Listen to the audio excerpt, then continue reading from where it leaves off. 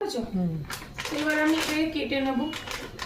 এটাকে আমি খুলে নিয়েছি, ভালো করে কেটে নেবো। এই দেখো ভেতরে এই যে আছে ফ্রোজেন, এই যে একটু বড় হয়ে গেছে যেহেতু ভেতরে ছিল। এই যে ফ্রেঞ্চ ফ্রাই, এর থেকে কয়টা ফ্রেঞ্চ ফ্রাই। ও এর মধ্যে মশলাও দিয়েছে আবার কিছু ফ্লেভার। এটা আমি প্রথমবার আনিয়েছি, এটা মনে হয় চিজ ফ্লেভারের ডিপ সামথিং। এর মধ্যে থেকে কিছু ফ্রেঞ্চ ফ্রাই আমি এর মধ্যে দিয়ে দেবো,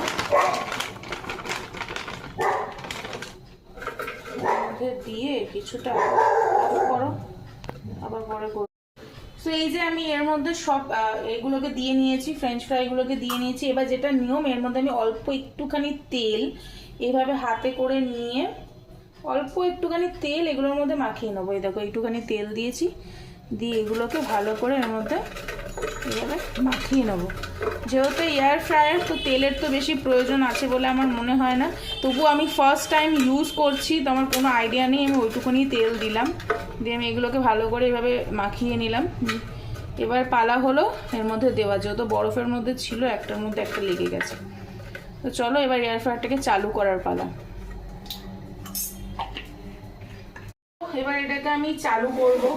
একটু তো ভয় লাগছে ভাই, ফার্স্ট টাইম। এখানে যেটা দেওয়া আছে 180 ডিগ্রিতে 16 থেকে 22 মিনিট। তো 180 ডিগ্রি আমি সেট করব, ওখানে 60, 70, 80 এখানে টাইমটা সেট করব। স্লিপ খেয়ে যাচ্ছে,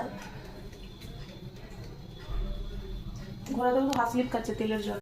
এই যে এখানে লাইটটা জ্বলছে, আর এই দেখো দেখতেই পাচ্ছ আমি এটাকে এখানে 20 মিনিট 22 মিনিটে সেট করেছি, আর এখানে 180 ডিগ্রি আমি দিয়ে নিয়েছি। অ্যান্ড যখনই এটা হয়ে যাবে তখন ট্যাং করে একটা আওয়াজ হবে বলেছে, আর এটা নিভে যাবে লাইটটা, অটোমেটিকলি হয়ে গেলে সিগন্যাল দিয়ে দেবে। তো আপাতত 20 মিনিটের জন্য আমরা এটাকে রেস্ট দিই, আর তারপর দেখবো যে কি হাল হয়েছে কি হয়নি। আমি একটু তো কনফিউশনে আছি, বিকজ আমিও ফার্স্ট টাইম ইউজ করছি। আমার কোনো আইডিয়া নেই যে এটা কী হবে আর কি হবে না, আদৌ হবে কীরকম হবে। হওয়ার পরই দেখতে পারবো। অনেক শখ করে এনেছি যে অন্তত এই ফ্রেঞ্চ ফ্রাই, এই ভাজাভুজি আমি খুবই কম তেলে আমি খেতে পারবো, বিকজ তেল ছাড়া অয়েল ফ্রি যেটাকে বলে খেতে পারবো। দেখা যাক যে কি হয়, ওটা হোক, তারপর তোমাদেরকে দেখাচ্ছি।